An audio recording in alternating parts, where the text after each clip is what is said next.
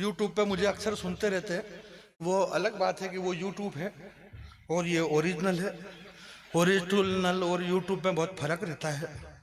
YouTube में आप कभी भी सुन सकते हो, घर में सुन सकते हो, बाइक पे सुन सकते हो, कार चलाते हुए सुन सकते हो, ट्रैक्टर चलाते सुन सकते हो, घर में पड़े पड़े सुन सकते हो, गोदड़े में सुन सकते हो।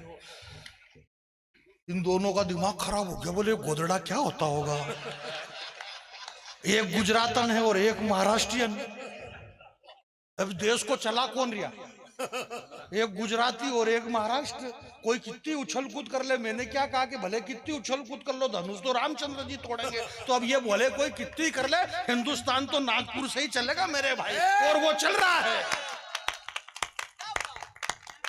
और नागपुर को हिंदुस्तान चलाने के लिए उसने एक गुजराती पकड़ रखा, और वो गुजराती क्यों मारो, एक पाइलो ही नहीं दे, एक रुपये ही नहीं दे। गुजराती, उस गुजराती से लोग कश्मीर मांग रहे हैं। अब वो कोई कश्मीर दे रहा और फुगट की बातें पर चल रहा है। तो अब की बार 400 पार, अब की बार 400 पार। मैं एक बात कह रहा हूँ, आप तो सारे लोग भारतीय जनता पार्टी के लिए काम करते हैं और यहाँ भारतीय जनता पार्टी के बड़े लोग भी बैठे हुए हैं, परंतु मैं प्रणाम करना चाहता हूँ आप सारे लोगों को। मैं ये बात कह रहा हूँ आपके बीच में कि पूरी दुनिया में अपनी अकड़ रखो। क्या बात है।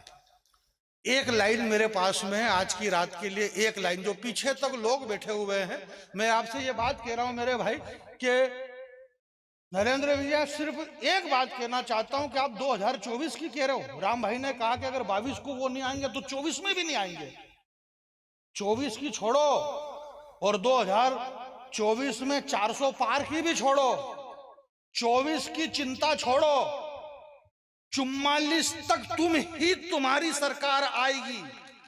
ताली रोको, पीछे वाले लोग सुने। अगर एक भी आदमी अगर अपनी ताली रोक के बताना, मैं आपके बीच में कहना चाहता हूं 2024 तो छोड़ो मेरे भाई, 29 में भी आएगी, 34 में भी आएगी, 39 में भी आएगी, 44 में आएगी, 49 में आएगी, 54 तक आएगी।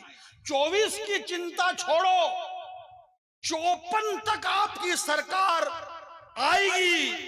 बस एक बार लाल किले से बोल दो मोदी जी, इन गो हत्यारे को दफा 302 के तहत सजाए मौत दी जाएगी। हमारे पशुधन को एक बार बस। जय हो। यहाँ किसान लोग बैठे हुए, किसान के बेटे बैठे हुए, मुझे बहुत दुख होता है मेरे भाई।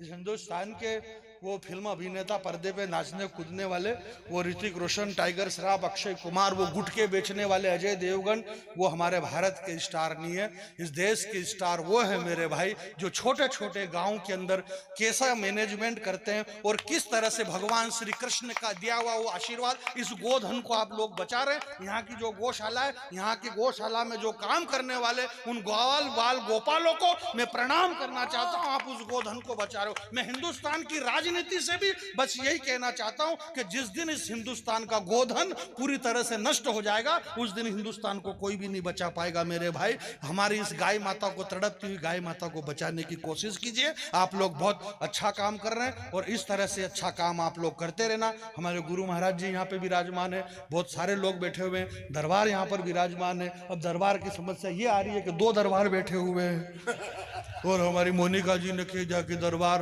आपका और हमारा मिलना जमाने को खटकता है।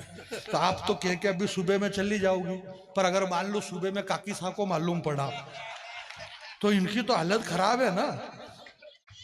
जब देखो तब हम आपसे कहें तो आप कहो मैं भोपाल जा रहा हूँ। अच्छा, इसलिए भोपाल जा रहे थे आप? इसलिए ऐसे शब्द का प्रयोग मत करो कि दूसरे के घर में आग लग जाए।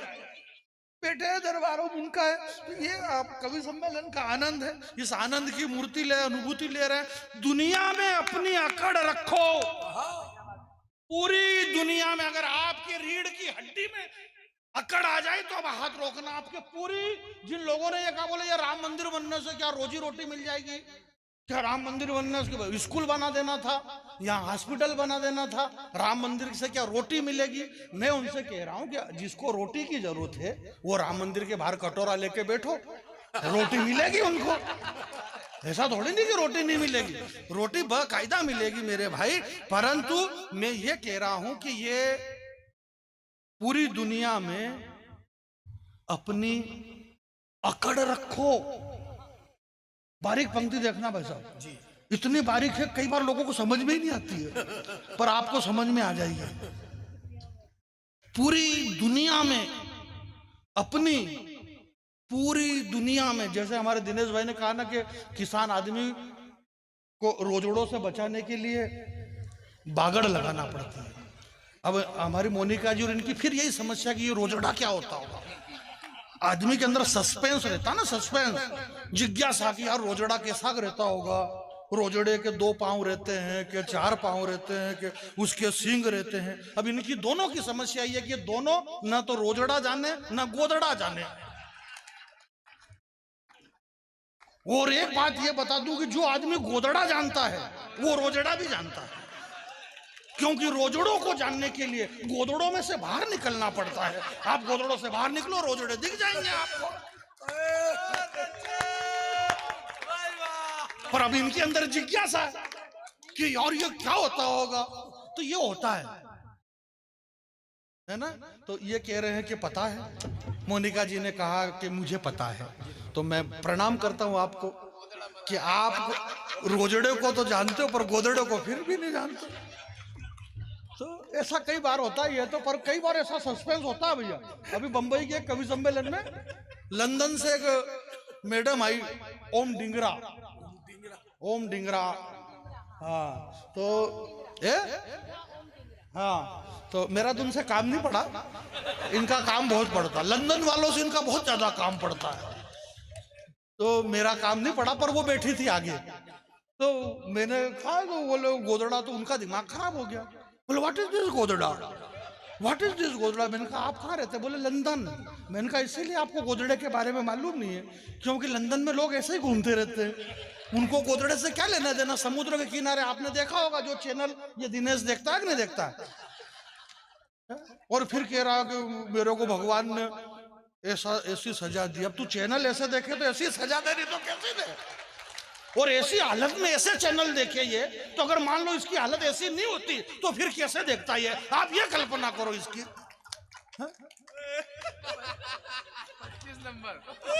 25 नंबर चैनल।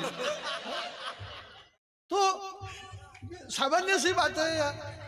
तो वो डिंगरा का दिमाग खराब, बोले व्हाट इज दिस गोदड़ा। अब उनको कैसे समझाए कि गोदड़ा क्या होता है। तो हमारे नरेंद्र भैया उस मंच पे थे। नरेंद्र भैया यहाँ पे इतने बड़े महत्वपूर्ण लोग बैठे हुए हैं, परंतु आपको पूरा सब जानते, पर हमारे नरेंद्र भैया आपके निमाड़ का वो बेटा है जो जिसे मिनी पाकिस्तान कहा जाता है, कराची कहते हैं। मुंबई का एक जगह है बांद्रा स्टेशन के पास, जब निकलते हैं उसे मिनी कराची कहा जाता है भाई। वहां के उन कवि सम्मेलन में अगला आदमी जय घोष करवाता है, ये आपका बेटा, ये उस मंच पे थे। तो फिर अब ये बड़े ओजस्वी तेजस्वी भाषा है इनकी। तो मैंने कहा आपको विश्वास नहीं हो तो इनसे पूछो गोदड़ा क्या होता है। अब इनकी ये स्थिति कि ये झूठ भी नहीं बोलते, क्योंकि ये तो बड़े वो आदमी है। तो फिर इन्होंने अपनी भाषा में उन्हें समझाया कि है श्रद्धे, अगर आप गोदड़े के बारे में जानना चाहती है तो सुनिएगा। चेहरे पे बल पड़ गया इनके और बोले है ओज की भाषा में। ये जितने ओज के कवि रहते हैं इनकी समस्या ये है कि ये ज्यादा हंसते भी नहीं है, एकदम चेहरे पे वो सल पड़े हुए रहते हैं। और बेचारा हमारे वो भैया ने इनसे पूछ लिया, बोले भोजन करेंगे? नहीं, सूर्यास्त के बाद हम भोजन नहीं लेते हैं। बराबर नहीं ले तो भरना भूखे मार, हमारा बाप को कह जाए।